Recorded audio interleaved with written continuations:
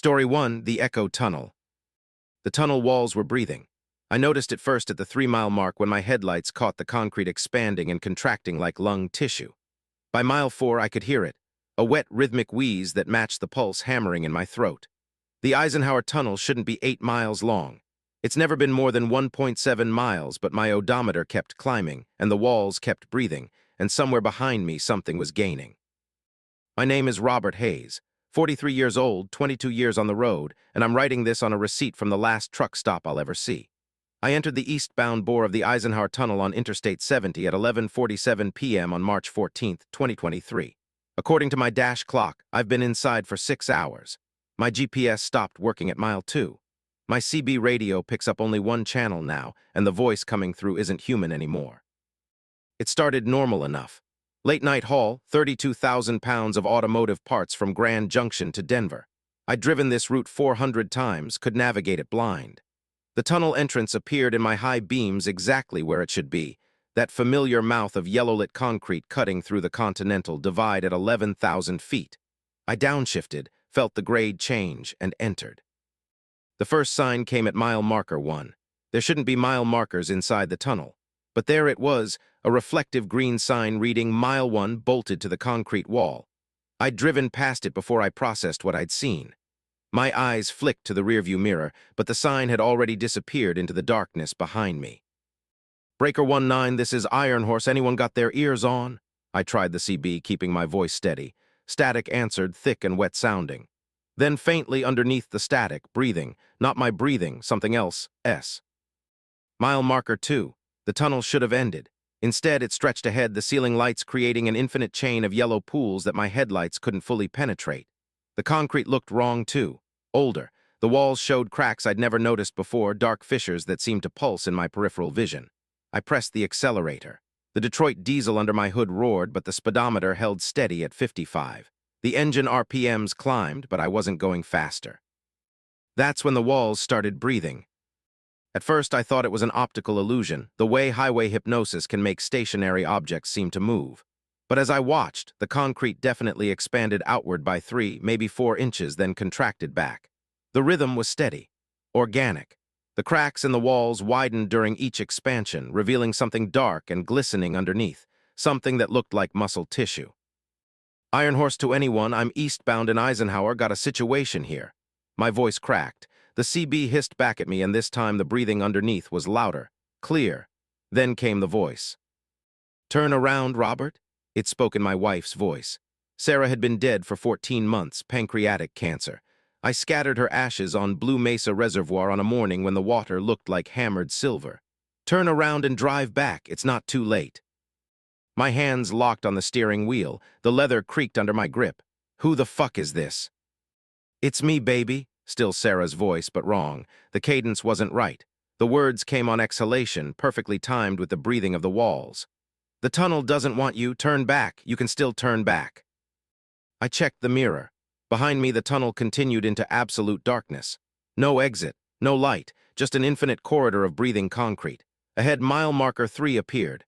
The sign was rusted, covered in something that looked like dried blood. The temperature gauge on my dash read 72 degrees, but my breath fogged in front of my face. Sarah's dead, I said it to the CB, to the voice, to myself. Sarah's been dead over a year. The laughter that came through the speaker was Sarah's. It was multiple voices layering over each other, all laughing at different pitches, creating a horrible chord. Then the breathing stopped. The walls froze mid-expansion. For 3 seconds, everything went silent except for my diesel engine and the ringing in my ears. Then something screamed from ahead. Not human, not animal. A sound like metal tearing and glass breaking and a child crying, all compressed into one sustained note. My headlights caught movement on the tunnel floor, something massive pulling itself toward me, using the road's surface itself as leverage. The concrete rippled around it like water. I slammed the accelerator to the floor. The engine howled. The speedometer needle jumped to 70, then 80, but the thing kept pace.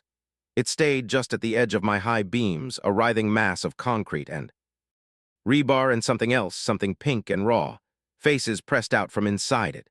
Dozens of faces, all screaming silently, all trying to push through the concrete like it was a membrane. Mile marker 4 rushed past, then 5.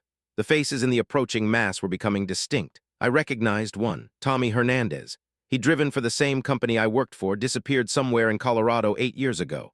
His wife put up billboards. His daughter was in my granddaughter's class. His face pressed out from the concrete thing, mouth open in a perpetual scream, eyes tracking my truck as I tried to race past. "You can join them, Robert." The CB voice had changed. Now it sounded like my own voice, but older, tired. "Or you can turn around. Those are the only choices. The tunnel doesn't end. It hasn't ended for any of us." My fuel gauge read 3/4 full when I entered. Now it was at half. I'd been maintaining 70 miles per hour for the past 20 minutes. The math didn't work. Nothing worked. The laws of physics had stopped applying somewhere around mile 3. The thing behind me was closer now. I could see it fully in my mirrors, a wave of animate concrete studded with faces and reaching hands, all made from the same material as the tunnel walls. The breathing had started again, but now it came from everywhere. The walls, the ceiling, the floor, even the air itself seemed to pulse with respiration. Mile marker 7 appeared, then disappeared. Or maybe it was the same marker looping. I couldn't tell anymore. Time felt wrong. My watch showed 11:53 p.m., but I'd been driving for hours. The second hand ticked backward for a count of 5, then forward for 3, then stayed still for 10 seconds before resuming its normal movement. "Breaker, breaker, this is Iron Horse. I'm trapped in Eisenhower Tunnel. Someone please respond." I was shouting now. Professional composure gone. Just pure animal fear bleeding through my voice. The CB crackled. "Iron Horse, this is Smokey Bear Actual, Colorado State Patrol. Say again your location." Relief flooded through me. Human voice. Real human voice. "I'm eastbound in Eisenhower. Been driving for hours. It won't end. There's something." "Sir, the Eisenhower Tunnel is 1.7 miles long. What mile marker are you at?" I looked at the approaching sign. Mile marker 12. Silence from the CB. Then, "Sir, are you under the influence of any substances?" "I'm fucking sober." The walls were breathing faster now. The faces in the concrete were multiplying. I saw other truckers I'd known. I saw my father. I saw myself. "Something's wrong with the tunnel. It keeps going. There's something chasing me made of concrete and faces and—" "Iron Horse, I'm showing your truck stopped at the western entrance of Eisenhower Tunnel. Your vehicle hasn't moved in 3 hours. I've got units approaching your location now." I looked at my speedometer, 85 miles per hour. I could feel the acceleration pushing me back into my seat. But the cop was saying I wasn't moving. Both things were true. Both things were happening. Mile marker 15. The air temperature had dropped to freezing. Ice crystallized on the inside of my windshield. My breath came in gasps that I could see. Behind me, the concrete wave had grown larger, taller, wide enough to fill the entire tunnel. The faces weren't screaming anymore. They were smiling. All those twisted concrete faces, smiling with cracked teeth and dead eyes. "You're already here, Robert," my own voice from the CB. "You stopped moving at the entrance. Your heart stopped at mile 1. Everything after that has been the tunnel digesting you. We're all being digested. We'll be digested forever." The wave caught my trailer. I felt the impact through my seat, a massive jolt that should have crushed the rear axle. But the truck kept moving. I looked in the mirror and saw my trailer being pulled into the concrete mass, the aluminum panels and steel frame bending and warping, becoming part of the wave. Faces pressed out from the new material. Some were screaming again. Mile marker 20. My tractor was next. The wave flowed over my sleeper cab, and I heard the metal groaning, felt the whole truck shuddering. The concrete didn't break through. It merged.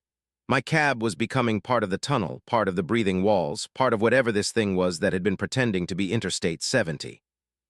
I tried the door, locked. I tried the window, wouldn't break. The wave reached my seat and I felt it touch my back. Cold, so cold it burned. The concrete was soft, almost gentle, as it began to pull me backward into itself. I could feel it entering my clothes, my skin, feel it starting to transform me into the same material as everything else. The last thing I saw before my eyes stopped being eyes was mile marker 37. The last thing I heard was my own voice on the CB. "Welcome home, Robert. The tunnel goes on forever, but at least you won't be alone." Now I'm part of the walls. I can feel every vehicle that enters. I can taste their fear. I've been here for seconds and decades. Time doesn't mean anything. The tunnel breathes with all of us trapped inside it, hundreds of drivers from decades of disappearances, all merged with the concrete and rebar and each other. Sometimes on the CB, I try to warn new drivers. I use their loved ones' voices. I try to tell them to turn back. But the tunnel won't let me say the right words. It only lets me lure them deeper. The Eisenhower Tunnel on Interstate 70 is still 1.7 miles long. Every trucker who drives through makes it to the other side. Every trucker except the ones who don't. The ones who stop at the entrance with their hearts seizing, their brains already gone, their bodies going cold in the driver's seat while their consciousness drives deeper into a tunnel that only exists in the space between life and death. I'm still driving. Mile marker 412, 413. The numbers keep climbing. The walls keep breathing. And somewhere ahead, I know there's another driver entering, someone else who will never leave, someone else who will become part of this endless concrete throat that swallows and never lets go. Story 2, The Backwards Mile. Mile marker 247 on Route 491 in New Mexico appears twice.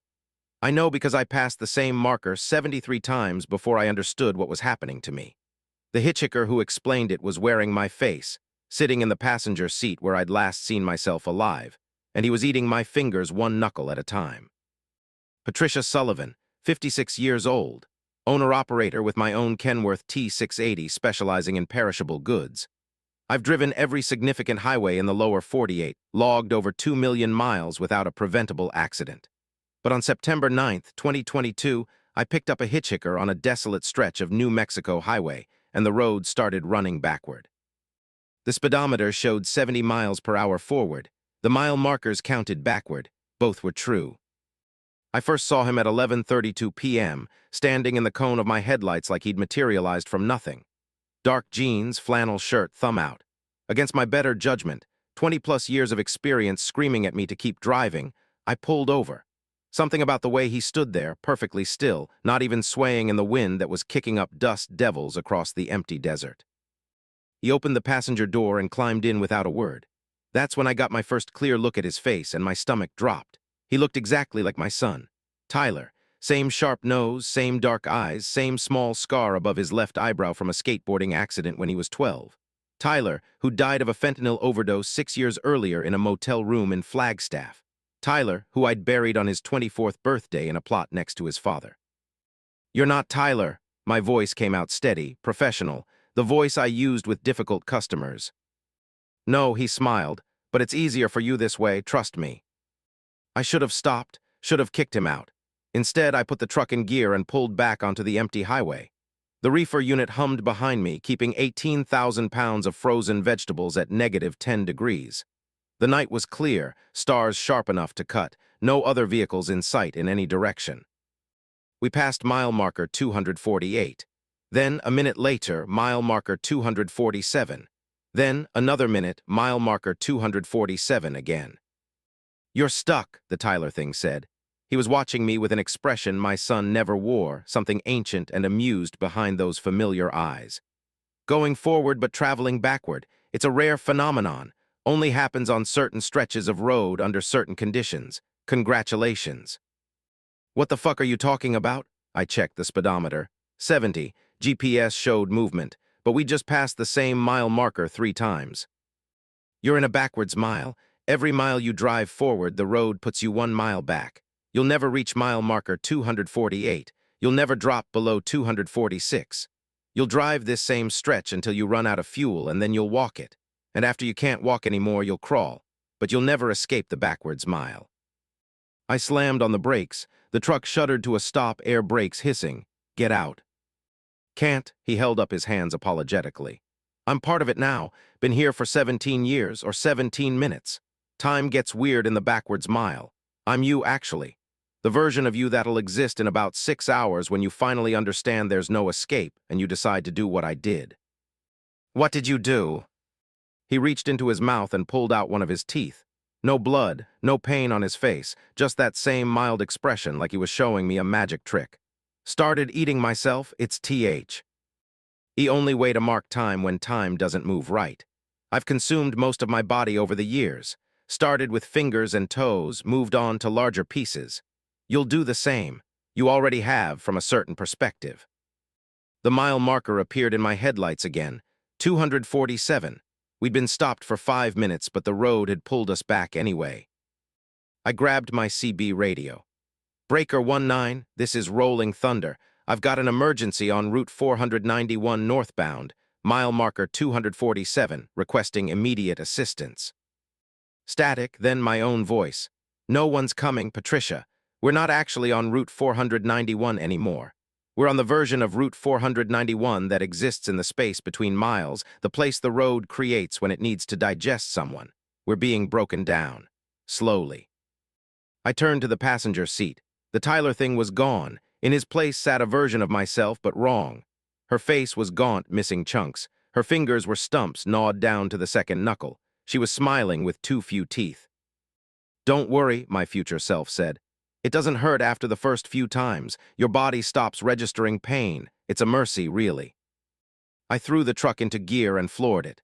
The Cummins X15 engine roared, pushing 500 horsepower through the drivetrain. The speedometer climbed to 80, 90. The desert blurred past my windows. I drove for 10 minutes at maximum speed. Mile marker 247 appeared again. And again. And again. "You're wasting fuel," the other me said. She pulled off one of her remaining fingers while I drove and was chewing it thoughtfully like beef jerky. "You've got half a tank, maybe 3 hours at this speed. What happens when you run out?" I didn't answer, couldn't answer. My mind was racing through possibilities, each more desperate than the last. Drive in reverse, turn around, exit the truck and run, but some deep instinct told me none of it would work. The backwards mile had me. The road was digesting me. I was already gone, I just hadn't finished dying yet. The sun came up. That was wrong too. I'd entered this stretch at 11:30 p.m. Even accounting for the time I'd been driving, sunrise shouldn't happen for hours. But the sky lightened anyway, going from black to purple to orange in the space of 3 minutes. Then it darkened again, then lightened. Day and night cycling faster and faster, a strobe effect that made my eyes water and my head pound. "Time breaking down," other me explained. She moved onto her palm, taking small bites. "The backwards mile doesn't just trap you in space, it traps you in all the moments you've existed here simultaneously. We're experiencing every hour we've spent on this stretch all at once, layered over each other." I looked in the rearview mirror. My trailer was gone, just the tractor now, pulling nothing. I checked the GPS. It showed my truck in 73 different locations at once, all within the same half-mile stretch of Route 491, all at mile marker 247. "What do you want from me?" I was crying now, professional composure shattered. Just an old woman trapped in an impossible situation, talking to her own corpse. "Nothing," she finished her hand, the bones crunching between her teeth. "The road wants you, needs you. Some highways develop consciousness after enough people drive them. They get hungry.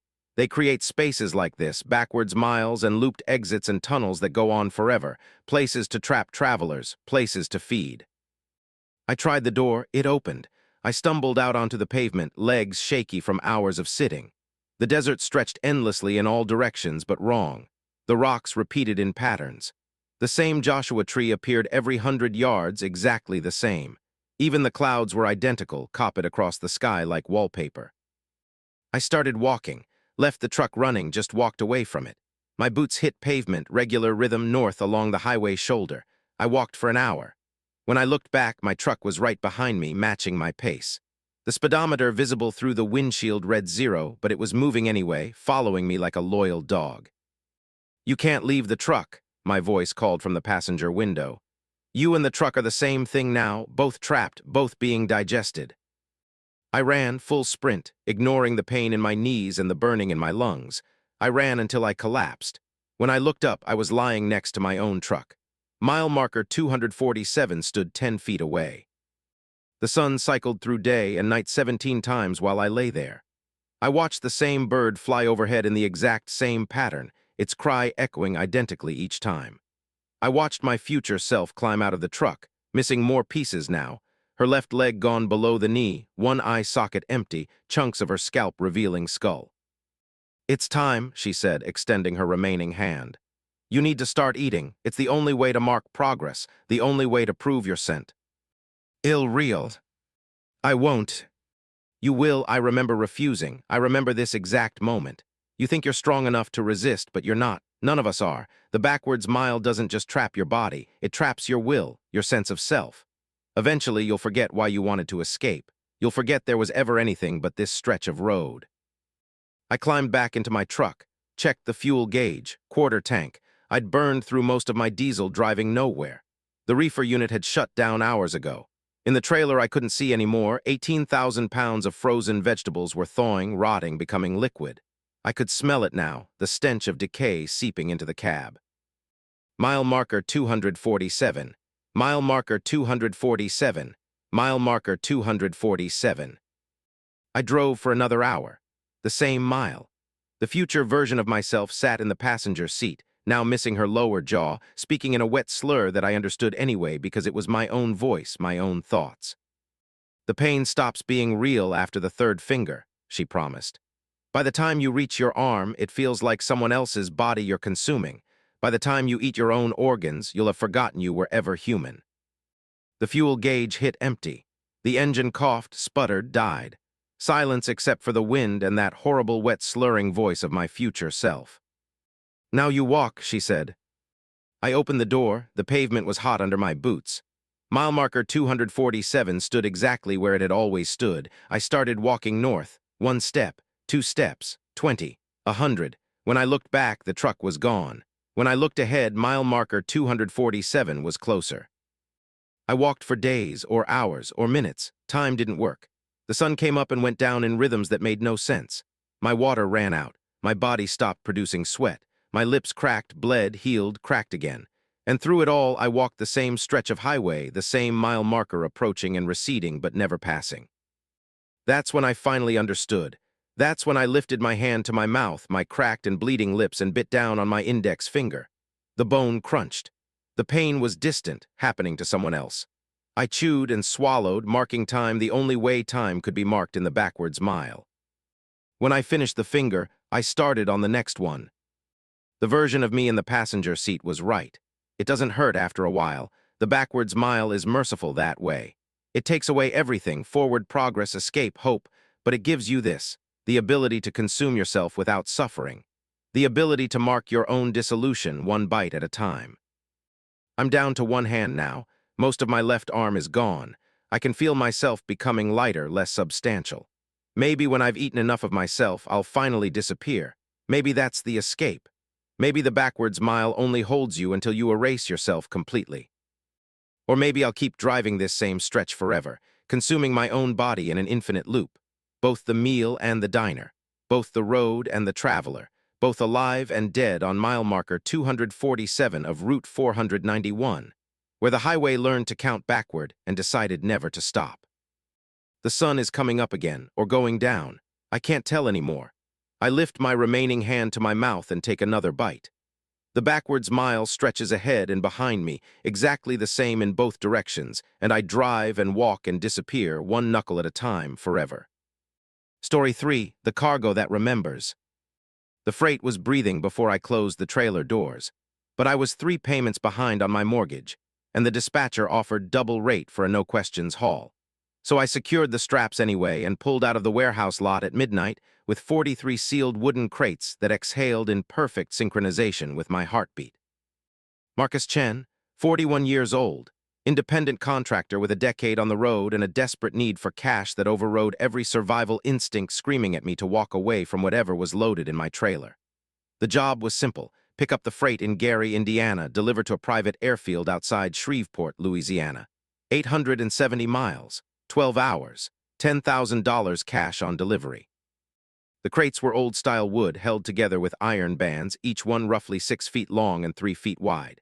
Human-sized, the warehouse floor manager, a woman with no name tag and eyes that didn't blink often enough, made me sign a paper that wasn't a contract. No company name, no liability clauses, just my signature and a note in red ink. Cargo must arrive unchanged.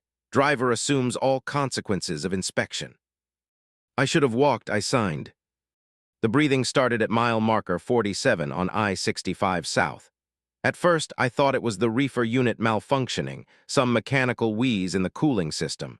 But the trailer wasn't refrigerated, just a standard 53-foot dry van, and the sound wasn't mechanical. It was organic.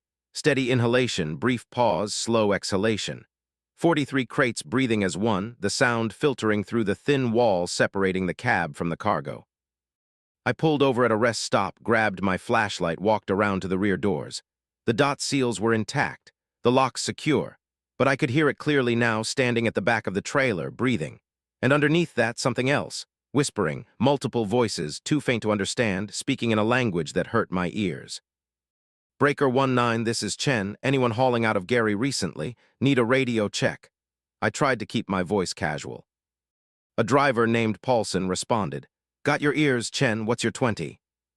I-65 South, mile marker 63. You heard anything weird about freight coming out of the warehouse district? Building 1407. Long pause, then. Chen, no trucker with sense takes jobs from building 1407. Whatever they loaded you with, whatever they're paying, it ain't worth it. Cut the trailer loose and walk away. What's in the crates? Don't know, nobody knows. But drivers who haul from there either don't talk about what happens on the route or they don't come back at all. Last guy who took that run, guy named Phillips, they found his truck in a ditch outside Little Rock. Trailer doors open. Cargo gone. Phillips was still in the driver's seat with his eyes open, but he wasn't there anymore. Brain activity flatlined. Whatever happened on that route left his body alive but took everything else. I looked back at my trailer. The breathing continued, steady and patient. Too late. I'm loaded and rolling. Then don't open the trailer. Don't look. Don't listen too close to whatever sounds come through that wall. And whatever you do, if the cargo starts talking to you, don't answer. They're not asking questions. They're making invitations. Paulson signed off. I stood in the parking lot for 10 minutes, hand on my phone, ready to call the dispatcher and quit. But I thought about my mortgage, my daughter's college tuition, the repo notice on my truck, $10,000 for one night's work. I got back in the cab and pulled onto the highway. The breathing got louder after midnight. It filled the cab, a rhythm that synced with my own respiration until I couldn't tell where my breathing ended and the cargo's began. The whispering grew clearer too. Not a language anymore. Names, my name, Marcus Chen. Over and over, 43 voices chanting in that slow, patient way, like they had all the time in the world to call to me. At mile marker 147, the temperature in my cab dropped 20 degrees in 30 seconds. My breath fogged. Ice crystallized on the inside of the windshield. And the voices changed. They weren't whispering my name anymore. They were whispering my memories. Remember the accident on Highway 80, one voice said, clear as a passenger sitting next to me. March 3rd, 2019, the sedan you didn't see, the woman who died, you were tired, you crossed the line for just a moment, just long enough. My hands locked on the steering wheel. That accident, I'd been cleared, not my fault. The investigation proved the other driver swerved into my lane. I wasn't responsible, except I was tired that night. I had crossed the line just for a second before she swerved. No one knew that but me. I'd never told anyone, not the cops, not my lawyer, not my wife. We know, another voice said. We know everything you've done, everything you are. The cargo knows, Marcus. The cargo remembers. I turned up the radio, blasting classic rock to drown out the voices. It didn't help. The whispers came through the music, between the notes, in the spaces between words. They spoke my secrets. The time I stole money from my mother's purse when I was 16. The affair I had 3 years ago. The accident I caused but blamed on another driver. Every dark thing I'd ever buried came pouring out of the trailer in whispers that knew me better than I knew myself. At mile marker 203, something hit the wall between the cab and trailer. A massive impact that shook the whole truck, like one of the crates had broken loose and slammed into the divider. Then another impact. Another. The rhythm matched the breathing. Something was throwing itself against the wall, trying to break through. I accelerated to 80. The speed limit was 70, but I didn't care. I needed distance, needed to get this cargo delivered and get away from whatever was sealed in those crates.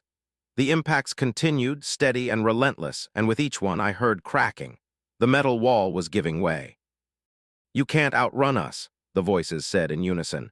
We're already inside you, Marcus. We've been inside you since you signed the paper, since you took the money, since you agreed to carry us. I looked in the rearview mirror. The trailer behind me was dark, but something moved in that darkness. Shapes as said against the wall, dozens of them, human-shaped impressions in the metal like people were trying to push through from the other side. And they were succeeding. The wall was bulging inward, the metal screaming under pressure. My phone rang. Unknown number. I shouldn't have answered. I did anyway. Marcus, the voice was my own. I was talking to myself. You need to pull over and open the trailer. Let us out. We're not going to hurt you. We just want to be free. Who are you? We're you, all the versions of you that existed in other decisions, other timelines. The you that didn't take the job. The you that opened the trailer at the rest stop. The you that died in accidents that happened and didn't happen. Were your roads not taken, Marcus? Your possibilities, and we're tired of being cargo. We want to drive. I hung up. The phone rang again immediately. I threw it out the window, watched it shatter on the pavement. The voices from the trailer laughed, a sound like wind through broken teeth. The wall between cab and trailer finally gave way at mile marker 287. The metal tore with a shriek, and suddenly I could see into the cargo area. The crates hadn't moved. They were still secured, still breathing, still sealed. But between them, in the shadows, things stood, people-shaped, wearing my face, all of them, 43 versions of Marcus Chen, each one slightly different, different ages, different expressions, different wounds. They stared at me through the gap in the wall with eyes that knew everything I'd ever thought. "We're almost home," they said together. "Almost to the airfield, almost to the place where possibilities become real. They'll open the crates and we'll pour out into the world. All your roads not taken will finally get to be traveled. All your deaths avoided will finally get to happen. You'll experience every version of yourself simultaneously, Marcus. Every choice, every consequence all at once." I grabbed the fire extinguisher from under my seat and swung it at the nearest version of myself. It passed through him like smoke. They weren't solid, not yet. Just projections, shadows cast by the cargo in those breathing crates. "What's in the crates?" I screamed it, not caring that I was yelling at myself. "Us," they answered. "The physical forms we'll wear when we're released, bodies grown from your DNA, aged in darkness, fed on the memories you shed every time you sleep. You've been making us for years, Marcus. Everyone has. Every night, every dream, every nightmare, you create us.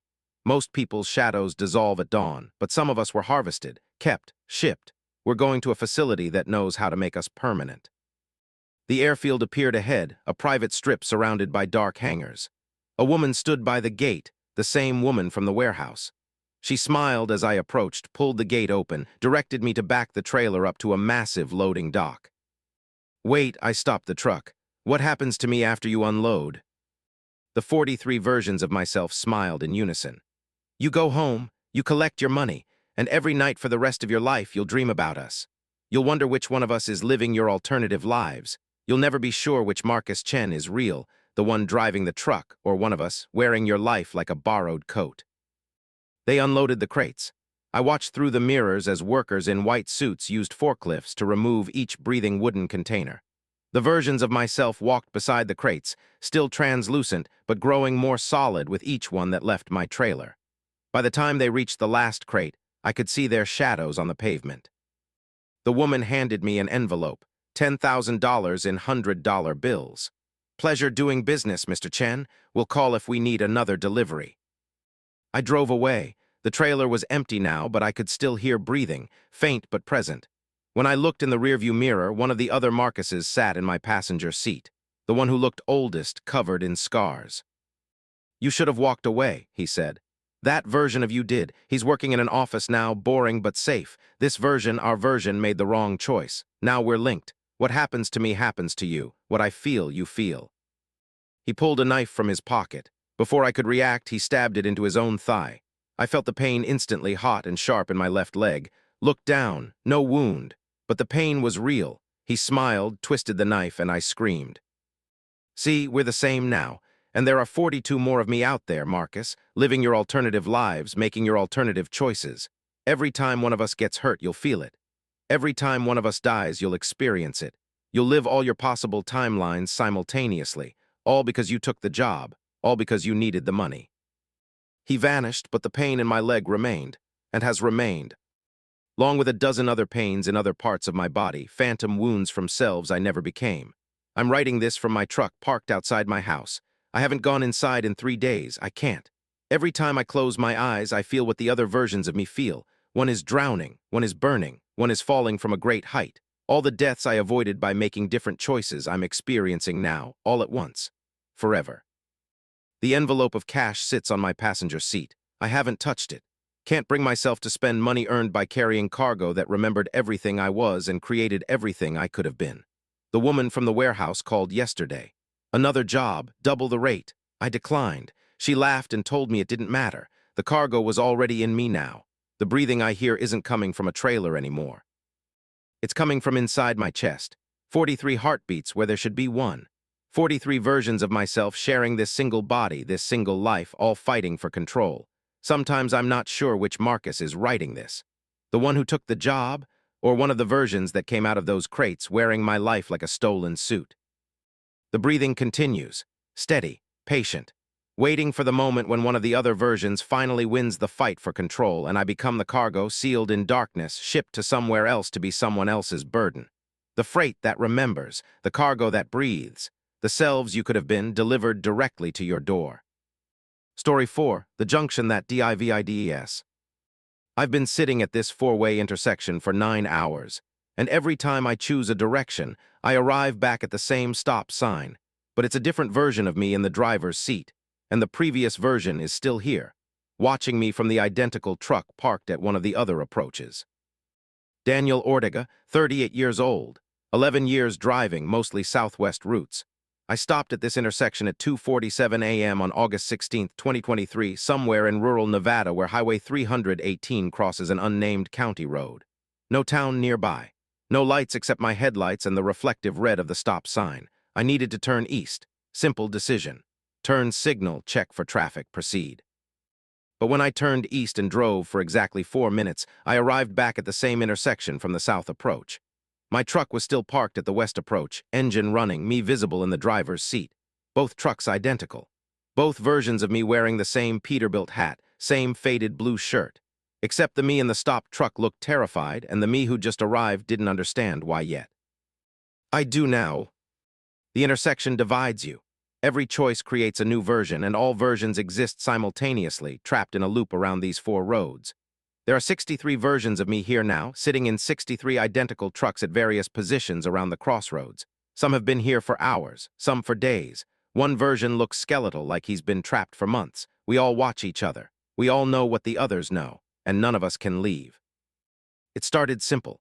I'd been hauling industrial equipment from Reno to Albuquerque, running ahead of schedule, enjoying the empty highway and the clear night. The intersection appeared in my headlights without warning, no advance signs, no indication of a crossing. Just suddenly there, 4 roads meeting at perfect 90-degree angles, a single stop sign facing each approach, nothing else. No buildings, no power lines, just pavement and desert and that stop sign glowing red in my lights. I stopped, checked my GPS. It showed my location as a blank spot, no roads indicated. I was supposed to be on 318, but according to the GPS, I wasn't anywhere. I radioed out, nothing but static. Cell phone showed no signal. The smart move would have been to turn around, head back the way I came. But I was tired, thinking about my warm bed in Albuquerque, my girlfriend probably still awake, and the route east was shorter. I made the turn. 4 minutes later, I timed it, watched the truck's clock count down the seconds. The intersection reappeared. Impossible. I'd driven in a straight line, no curves, no turnoffs. But there it was again, the 4-way stop, the identical stop sign. And my truck was still there, parked exactly where I'd left it. I could see myself through the windshield, frozen mid-reach for the turn signal. I pulled up to the south approach and stopped. The other me, the one who'd been sitting there, suddenly unfroze. His eyes went wide. His mouth opened in a shout I couldn't hear. He threw his truck into reverse, trying to back away from the intersection. But the road wouldn't let him. His truck moved backward 10 feet, then snapped forward, pulled back to the stop sign by some invisible force. He was screaming now. I could see his mouth form. In words, don't turn, don't choose a direction, stay stopped. But I'd already turned. The choice was made. And in making it, I'd created a new version of myself, the one sitting in my original truck, the one who was now watching me the same way I was watching him. Both real, both trapped. I tried backing up like he had. Same result. Moved 10 feet, snapped back to the stop sign like it was magnetic. I tried driving forward without turning, straight through the intersection. The road curved under my wheels, forcing me to turn whether I wanted to or not. I ended up on the north road and 4 minutes later returned to the intersection from the east. Another version of me was now parked at the south approach, the one I'd just been, and the original me was still at the west approach.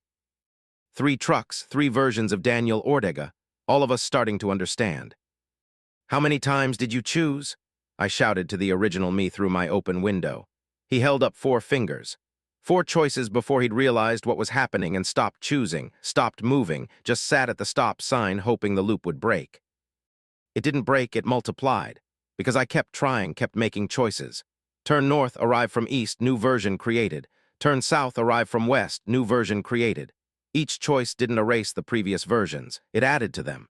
and each new version was trapped in the same loop, arriving at the same four-way intersection from whichever direction they'd chosen. By dawn, there were 19 versions of me.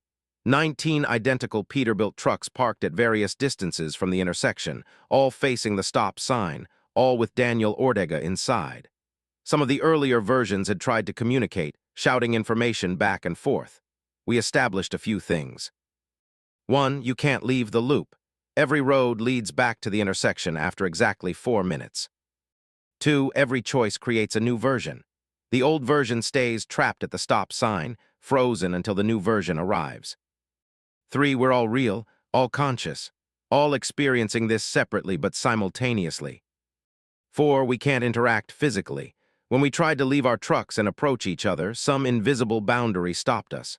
We could get close enough to see each other's faces, see our own faces reflected back, but not touch, not help. 5. We're running out of fuel. All the trucks are. The engines stay running, burning diesel, but the fuel gauges drop at different rates for each version. The earliest versions are nearly empty. What happens when we run out? That was the question all 19 of us were asking. The original me, the one who'd made the first choice, his fuel gauge was deep in the red. We watched as his engine sputtered, coughed, died. He tried the ignition. Nothing, just the clicking of a starter with no fuel to burn. Then he started to fade. Not disappear, fade, becoming translucent, less solid, less real. He was screaming, beating his fists against the steering wheel, but we couldn't hear him anymore. His truck became transparent, and through his fading windshield, we saw what was inside the intersection. Something massive, something that existed in the center of the crossroads, invisible until you started to fade, until you lost the fuel that kept you real. It was made of road signs and highway markings, a massive construct of asphalt and paint and reflective markers, shaped roughly like a human figure but wrong. Too many arms, too many faces, all of them stolen from drivers who'd been trapped here before. And it was eating the first version of me, pulling him out of his fading truck, absorbing him into its body. We watched him disappear, watched his face become part of the thing's surface, mouth open in eternal scream. His truck vanished completely. Now there were 18 of us left. "We have to stop choosing," version 7 shouted. He'd been keeping track, numbering himself based on the order of creation. "If we just sit here, don't make any more turns, maybe it'll let us go." But version 12 was already moving. "Fuck that. There has to be a pattern, a right choice. We just haven't found it yet." He turned south. 4 minutes later, he arrived from north, and version 64 was created at the south approach. Version 12 was still sitting at the north approach, one more truck added to the collection. And now I understood the horrible math of it. We weren't finding a way out. We were feeding it. Every choice created a new version, and every new version was fuel for the thing in the intersection. It was patient. It would wait for all of us to run out, to fade, to become part of its body. The more we tried to escape, the more of us there were to be consumed. I checked my fuel gauge, half tank. Maybe 6 hours of idle time before the engine died and I started to fade. Around me, other versions were making different calculations. Some, like version 7, had stopped moving entirely, hoping that staying still would somehow save them. Others, like version 31, were still making turns, still trying to find the pattern, the right combination of choices that would break the loop. All they were doing was creating more versions to be eaten. "I have an idea," version 8 called out. "What if we all choose the same direction at the same time, all make the same choice simultaneously?" It was worth trying. We coordinated, counting down through our CB radios. On 3, every version that could still move turned their wheels east and accelerated. 23 trucks moving in unison, all making the identical choice at the identical moment. 4 minutes later, we all arrived back at the intersection from the west. And 23 new versions had been created, sitting where we'd just been. 46 trucks now. 46 versions of Daniel Ortega, all trapped, all with fuel gauges dropping, all feeding the thing that lived in the intersection. That's when version 2 ran out of fuel. His engine died, and he started fading, and we all watched as the thing in the center reached out with an arm made of yellow highway divider lines and pulled him into itself. His face joined the others. Another voice added to the screaming chorus we couldn't quite hear. "We're all going to die here," version 21 said. He stopped trying, just sat in his truck watching his fuel gauge drop, waiting for his turn to fade. He wasn't wrong. The math was simple. Every version would eventually run out of fuel. Every version would fade. Every version would be consumed by the thing that the intersection had created or summoned or become. This crossroads was a trap, a feeding mechanism, and we'd all driven straight into it. Version 9 tried something different. He opened his door, climbed out of his truck, and started walking. Not toward any of the roads, toward the center of the intersection itself, directly at the thing. Maybe he thought confronting it would break the loop. Maybe he just wanted to face his end on his feet. He made it 5 steps. The pavement underneath him turned soft, liquid, and he sank up to his knees. The asphalt was swallowing him. He tried to pull free, but it held him like concrete setting. We watched as he sank deeper, chest deep, neck deep, the road consuming him while his mouth formed screams we couldn't hear. When his head went under, the pavement smoothed over like he'd never been there. But his face appeared in the thing at the intersection. Another scream added to the chorus. More versions ran out of fuel. 3, 6, 14. One by one they faded and were consumed. The thing grew larger with each feeding, more complex, more faces in its surface. I recognized some of them now not from my own memories but from the faces around me. Other versions of Daniel that had been created and consumed before I'd even arrived. The loop had been going on longer than I'd thought. Maybe days, maybe weeks, maybe years. Time didn't work right here. Some versions seemed to age faster than others. Version 47 looked years older than me, gray hair and deep wrinkles, even though he'd been created less than an hour ago. Version 17 looked younger, smoother skin, fewer scars. The intersection was playing with more than just space. It was fragmenting time, creating versions of me from different points in my timeline. I checked my fuel gauge again, quarter tank, maybe 3 hours left. I'd stopped trying to escape, stopped making choices. I just sat at the stop sign, engine idling, watching the other versions around me. Some were still trying.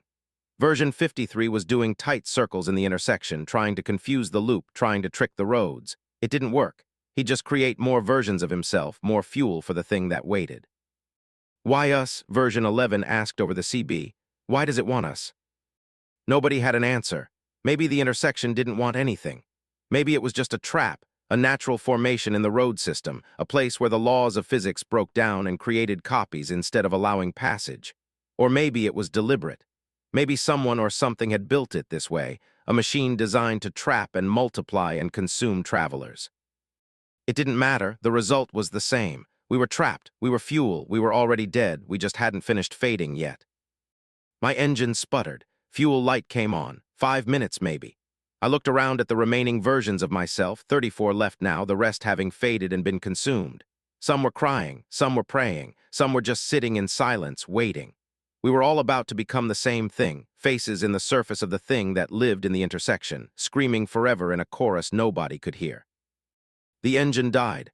I tried the ignition one last time, knowing it wouldn't help. Click, click, click, nothing, and then I felt it, the fading. My hands becoming transparent. The steering wheel visible through my palms. The cab of my truck losing solidity, becoming a ghost of itself. I could see the thing now. Fully, clearly. It was made of road, yes, but also of time and choice. Every decision point, every intersection, and every highway, they were all connected to this place. This crossroads where possibilities multiplied instead of narrowing. And it fed on the copies, on the versions of travelers who made the wrong choice at the wrong time. My truck was gone. I was standing in the intersection now, though I didn't remember leaving the cab. The thing reached for me with arms made of white lane markers and yellow caution signs. I couldn't run, couldn't scream, could only watch as my own face appeared in its surface, joining the chorus of other Daniels who'd been trapped and consumed before me. I'm part of it now, still conscious, still aware. I can see all the other versions of me still arriving, still making choices, still creating more copies to be fed to the thing we've become. And I can see the other drivers too, hundreds of them, thousands, all the travelers who have stopped at this intersection over the years and made the mistake of choosing a direction. We're all here, all screaming, all part of the crossroads that divides and multiplies and consumes.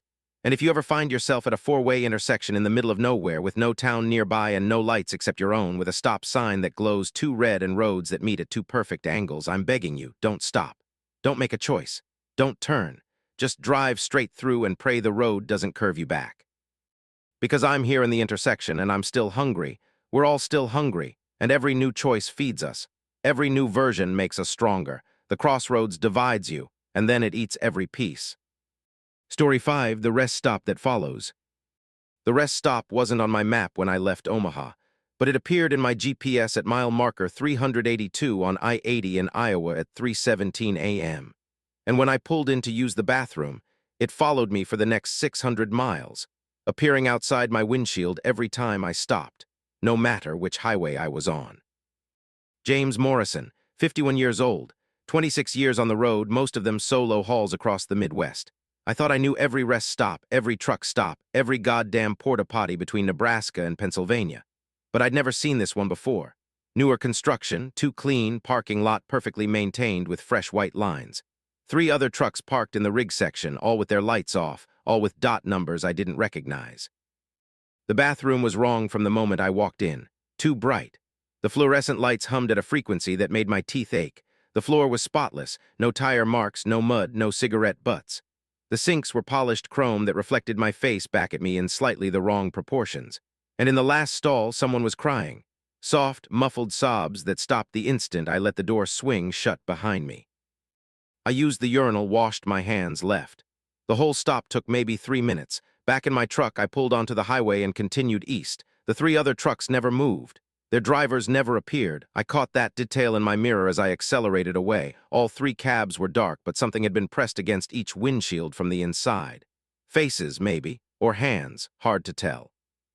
40 miles later, I needed coffee. There was a Flying J coming up, big 24-hour place with showers and a Denny's. I'd stopped there 100 times, pulled off the exit, drove up the ramp, and found myself in the parking lot of the rest stop I'd just left. Same layout, same fresh white lines, same 3 trucks with dark cabs and something pressed against the windshields. I didn't get out, threw the truck in reverse, backed onto the access road, got back on the highway. My hands were shaking. The GPS showed me at the Flying J, 217 miles east of where the rest stop should be. But my eyes showed the rest stop. My truck was parked in the rest stop. Both things were true. I drove for 2 hours straight, didn't stop, didn't slow down. Watched the sun come up over Iowa farmland, then Illinois, then Indiana. My bladder screamed. My coffee thermos was empty. I needed to stop, but every exit I approached, the rest stop was there. Not the advertised truck stop or McDonald's or gas station, the rest stop. The same one, following me. At mile marker 89 on I-80 in Indiana, I couldn't hold it anymore. Pulled off at a regular rest area, one marked on all the maps, one I'd used before. Parked as close to the building as I could, practically ran to the bathrooms. When I came back out 5 minutes later, the building had changed. Same structure, but cleaner, brighter. The parking lot had fresh white lines. 3 other trucks were parked in the rig section, dark cabs. Something pressed against their windshields. No, I said it out loud to the empty parking lot, to the thing that was happening. No, this isn't the same place. This is a different rest stop. You can't. The crying started again, coming from inside the bathroom I just left. Same soft, muffled sobs. A woman's voice, I thought, though it was hard to tell. I walked back to the building, pushed open the door, called out, "Hello, you okay in there?" The crying stopped. The lights flickered. In the silence, I heard footsteps on tile coming from the women's bathroom, moving toward the shared entrance where I stood. Slow footsteps. Dragging, something scraping against the floor with each step. I left, ran back to my truck, climbed in, locked the doors like that would help. Through the windshield, I watched the bathroom door. It opened slowly. Nothing came out. Just darkness beyond the door, deeper and more complete than shadow should be. And in that darkness, movement. Multiple figures, all moving in unison, all dragging something heavy. I pulled out of the parking lot fast enough to make my trailer sway. The GPS recalculated, showing me back on I-80 heading east. In my mirrors, the rest stop shrank behind me, getting smaller, disappearing. For 10 minutes, I thought I'd escaped it. Then I saw the exit sign ahead. Rest area 2 miles. It wasn't marked on my GPS. It wasn't on any of the mile markers, but the brown sign was there, clear and official-looking, promising food, fuel, and bathrooms. I drove past the exit, didn't even slow down. But in my peripheral vision, I saw the rest stop sitting at the end of the ramp. Same building, same parking lot, same 3 trucks. It followed me through Indiana, through Ohio, through Pennsylvania. Every time I needed to stop, it was there. Every time I looked for a different place to rest, my truck ended up in that parking lot with the fresh white lines and the 2 bright bathrooms. I stopped fighting it, stopped trying to find alternatives. I just accepted it. Pulled in, used the facilities, left quickly, tried not to think about the crying or the figures in the darkness or the 3 trucks that never moved. But it was getting harder to leave. Each time I stopped, my truck took longer to start. The engine would turn over fine, but something felt resistant, like the parking lot didn't want to let me go. I'd rev the engine, pop the clutch, feel the truck strain against invisible resistance before finally breaking free. And the rest stop was changing, growing. The bathroom had more stalls each time I visited. The parking lot had more spaces. The 3 trucks multiplied to 6, then 9, then 12, all dark, all with something pressed against their windshields. I never got close enough to see clearly, but I started to recognize makes and models. A Freightliner I'd seen at a truck stop in Kansas. A Kenworth that had passed me on I-70 2 weeks ago. A Mack with a distinctive dent in the bumper that belonged to a driver named Peters who I'd shared coffee with in Colorado. They were all here, trapped in the rest stop that followed, and I was joining them. The 14th time I stopped, I'd been counting. I walked into the bathroom and heard multiple voices crying. Not just one woman anymore. Men and women, young and old, all sobbing in the stalls, all stopping the instant I entered. I approached the first stall, knocked on the door. "Hey, you need help in there?" Silence, then in a voice that sounded exactly like mine. "Leave while you still can. The rest stop is almost full." I backed away from the stall. The door swung open. Empty. But on the toilet tank, written in something dark that might have been blood or might have been oil, were the words, "We stopped and couldn't leave." Every stall was the same, empty but with messages, different handwriting, different languages, all saying the same thing: trapped. Can't leave. It keeps pulling us back. And in the last stall, the most recent message. It's not a rest stop. It's where the road stores the drivers it doesn't want anymore. I ran back to my truck. The engine started, but barely. The resistance was stronger now, like the parking lot had grown roots into my tires. I revved harder, felt something snap, and the truck lurched forward. Behind me, I heard a sound like fabric tearing, and when I checked the mirror, I saw the parking lot pavement stretching, trying to stay attached to my truck, reaching with tendrils of asphalt that snapped one by one as I accelerated away. I didn't stop for the next 200 miles. Pissed in a bottle, chewed caffeine pills, ignored every exit, every rest area, every truck stop. My GPS showed them all, but I knew what I'd find. The same rest stop, waiting, growing, adding more trucks to its collection. But I had to stop eventually, had to sleep. The regs wouldn't let me drive forever, and my body was shutting down. I pulled off at a Walmart parking lot in Ohio, somewhere public some. We're safe, locked my doors, set my alarm for 4 hours, closed my eyes. When I woke, I was in the rest stop parking lot. Truck perfectly parked between the white lines. The Walmart was gone. The highway was gone.